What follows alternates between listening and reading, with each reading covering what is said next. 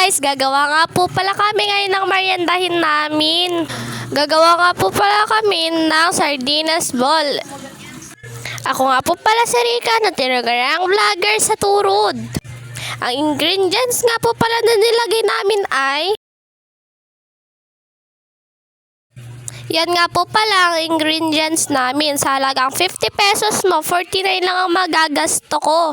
Yung iba po kasi namin ingredients ay meron na po sa aming bahay.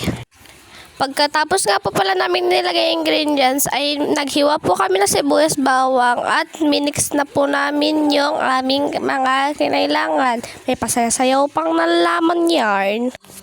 At yan na guys, pagkatapos nga po pala namin hinalo-halo yan ay binilog-bilog na po namin yarn.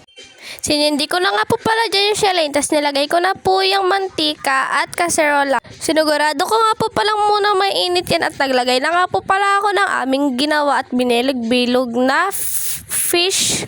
Ay sardinas ball po pala. At pagkatapos ko nga po palang nilagay yung mga ganyan na bilog-bilog dyan, ay hinintay ko nga po palang magkulay brown yan bago ko po hanguin. Ayan na nga po pala yung final result ng ginawa namin. Nagawa na nga rin po pala ako dyan ng sausawan. Gamit lang ang suka, sibuyas at bawang.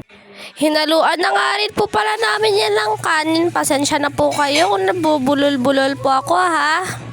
Masakit pa po kasi ang lalamunan ko at yan po, tinikpan na po namin yan kung masarap bang gawa namin. And oo nga po, as in sarap na sarap kami dyan. Kaya hanggang dito na lang po, ako pa lang po muna yung titikim. Bye-bye! See you next vlog!